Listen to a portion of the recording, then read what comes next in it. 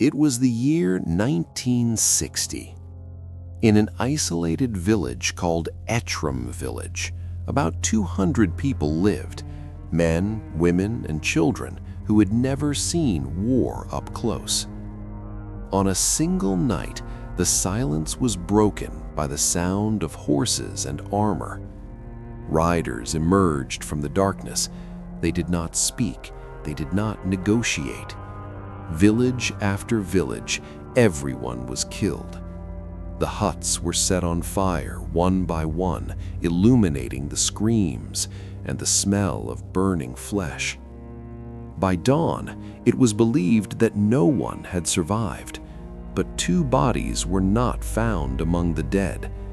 An elderly woman with a disturbing appearance, known for her cold eyes and strange behavior, and a child only 3 years old.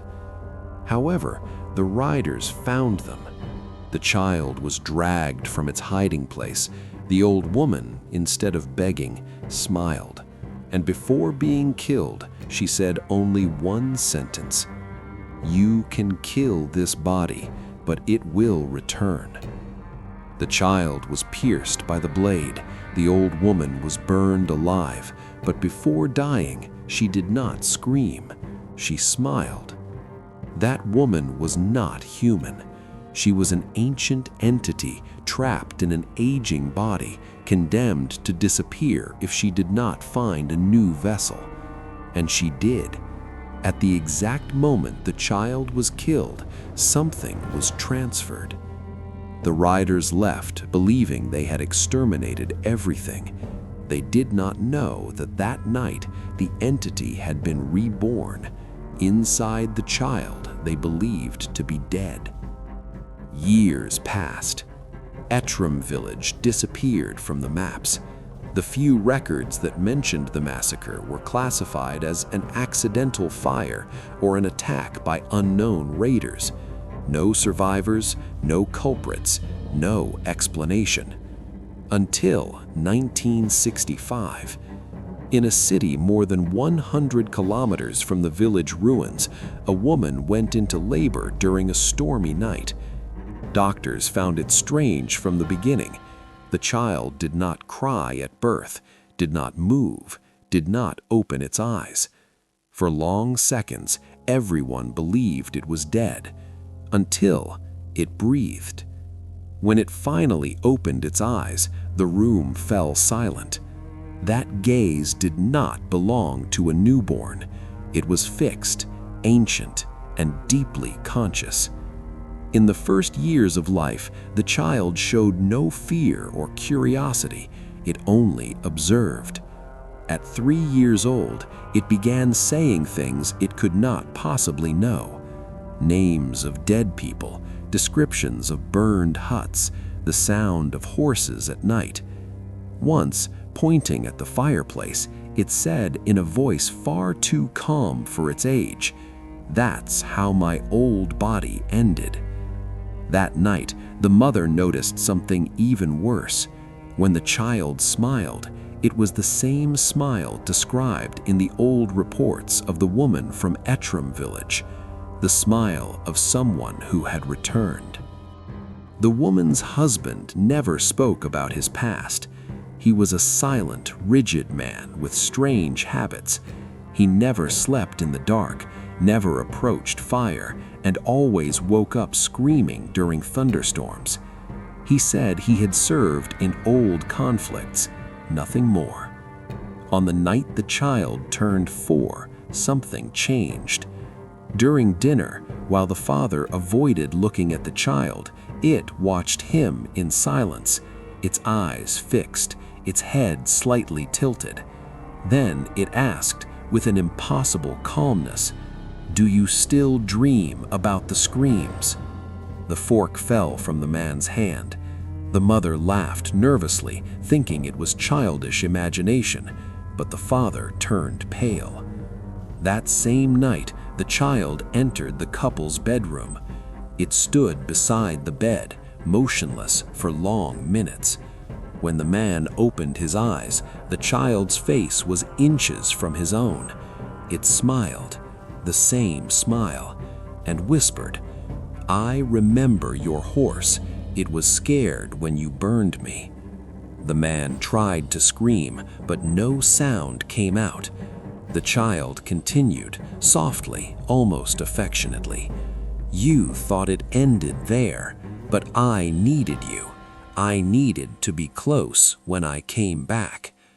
The next morning, the father was found kneeling in the yard in front of a small, extinguished fire. In the ashes, someone had drawn the ancient symbol of Ettram village, and on the child's bedroom mirror, a sentence written in crooked letters, "Now you will remember." The entity had not returned by chance. It had returned to finish what it started. The deaths began months later, always the same way. Men who had taken part in the attack on Ettram village began dying in different cities with no apparent connection.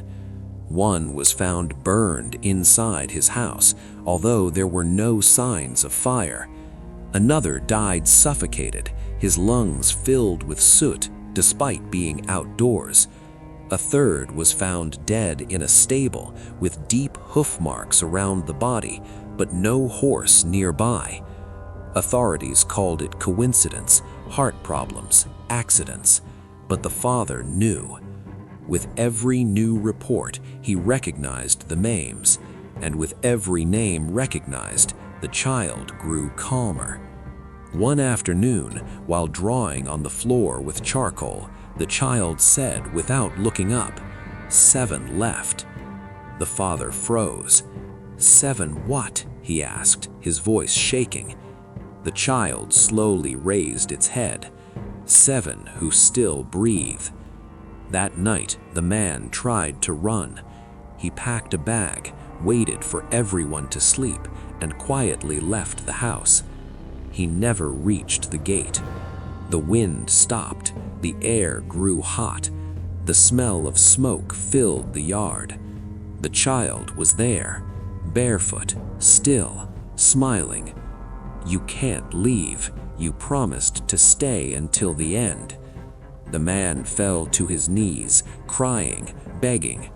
The child leaned close and whispered in his ear, "Each rider will feel exactly what they made us feel, one by one, and you will watch." Behind it, flames rose on their own, casting the shadows of riders on the walls. The village was returning, but this time, inside them. The last rider died without knowing why. After that, everything became quiet. The deaths stopped. The fire never appeared again. The child began acting like a normal child, laughing, playing, sleeping peacefully. The father never recovered. He spent hours staring at his hands as if still feeling the heat of the flames. Years later, now elderly, the mother found something hidden inside a wooden box, a piece of burned cloth, the same cloth that had wrapped the bodies of Ettram village. That night, she heard her daughter's voice, now grown, coming from the kitchen. "Do you really think it's over?" The woman slowly stood up. When she reached the doorway, the kitchen was empty, but on the table there was a charcoal drawing, a village in flames, and 7 houses intact. On the wall, a final sentence, "I only waited." Outside, the distant sound of horses echoed through the night.